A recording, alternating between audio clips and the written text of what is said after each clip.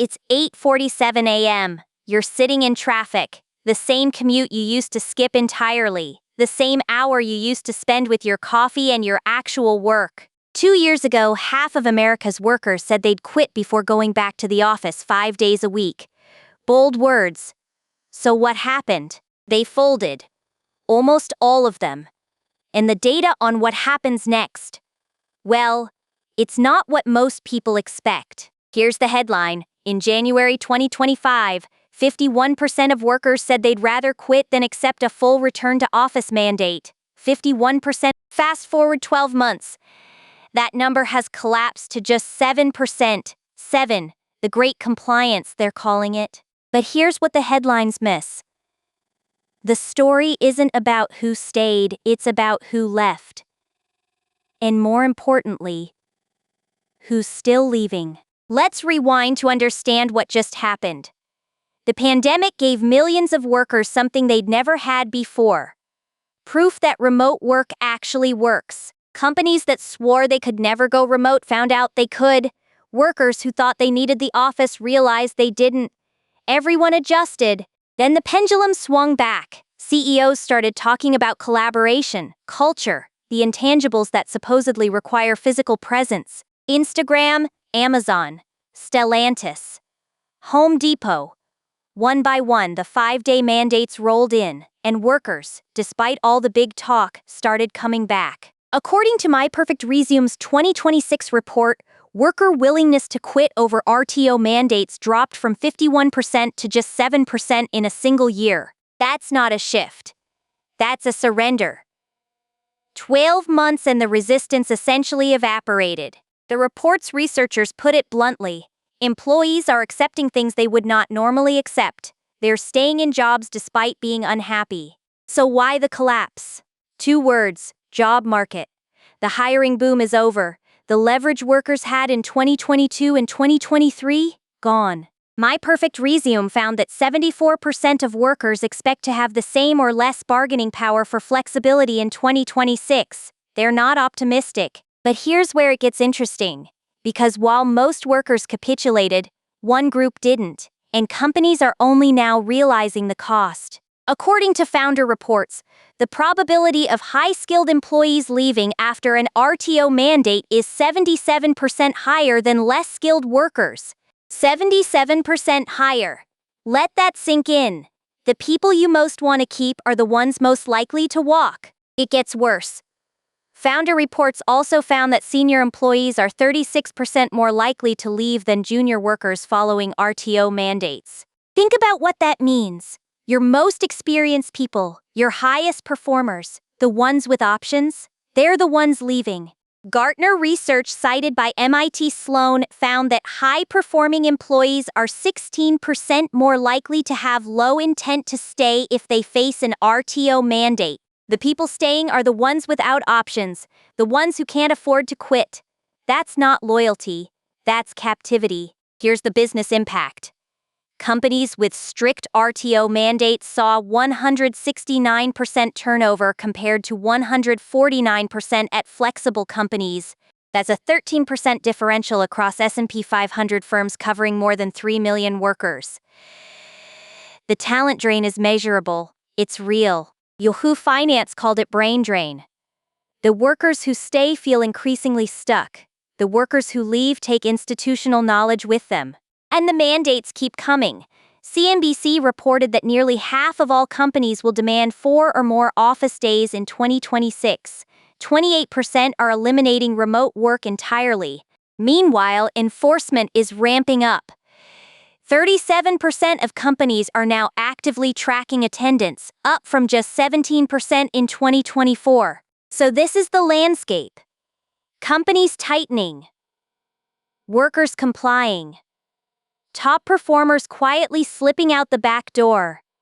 And here's where it gets strategic. Because if you're paying attention, this moment isn't a disaster, it's an opportunity. But only if you understand what's actually happening. Let's talk about what flexibility is actually worth.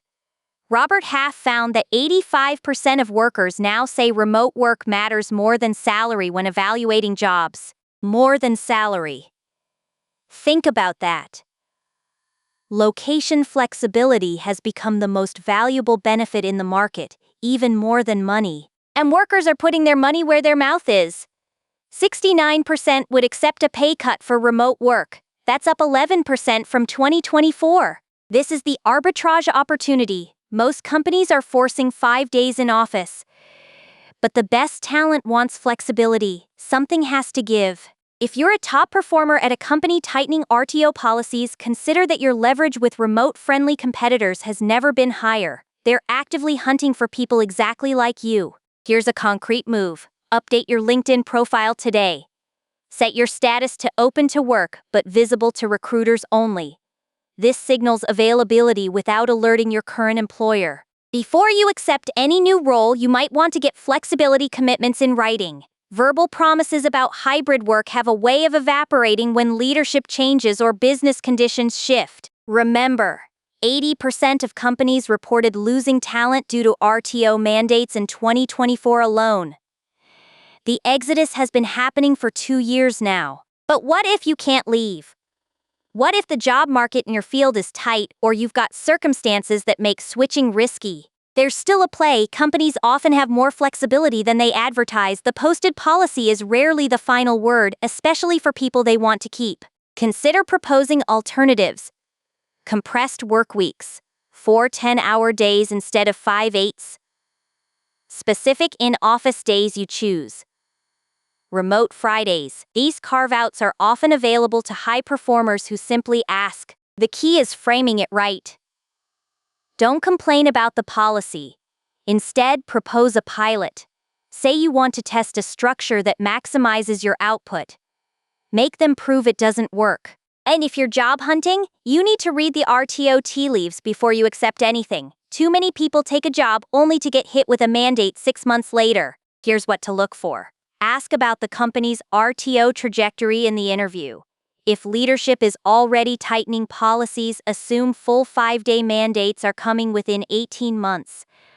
Plan accordingly. One more thing to calculate: your commute tax. If you're losing 1 to 3 hours daily, that's 250 to 750 hours a year, plus $3,000 to $8,000 in direct costs. Consider factoring that into any salary negotiation. A role that pays 5% less but offers remote flexibility might actually pay more when you account for real costs: time, gas, wardrobe, childcare. Now, I want to be direct about something. If you're watching this and you're thinking I'll just ride it out, that might be the right call. Not everyone needs to make a move. But if you're a high performer, consider this.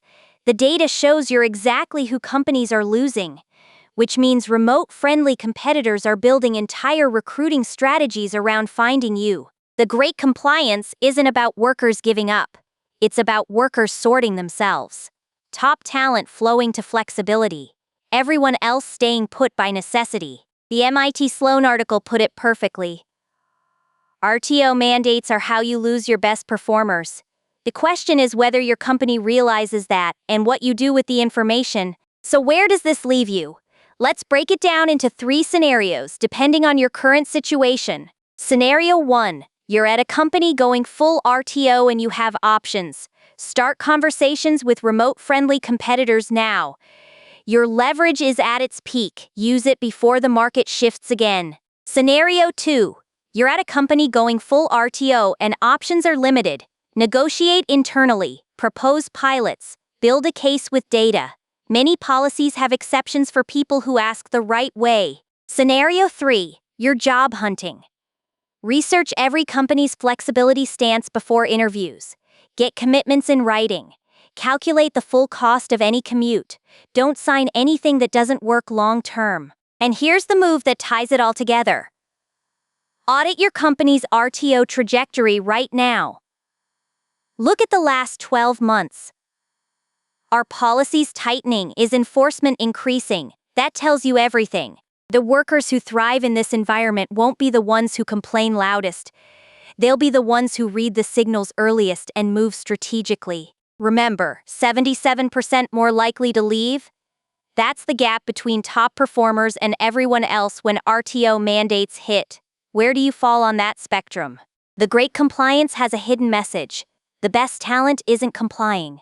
They're relocating their talents to companies that want them as they are, flexible, remote, and highly productive. That's your cheat code for this week. The RTO battle is over, but the sorting has just begun. Top performers are flowing to flexibility. Make sure you're flowing with them, not against them. If this episode helped you see the RTO landscape more clearly, hit subscribe. We put out new strategies every week for people who want to work smarter, not just harder. Until next time, know your worth, read the signals, and never let someone else's mandate define your career. You've got options, use them.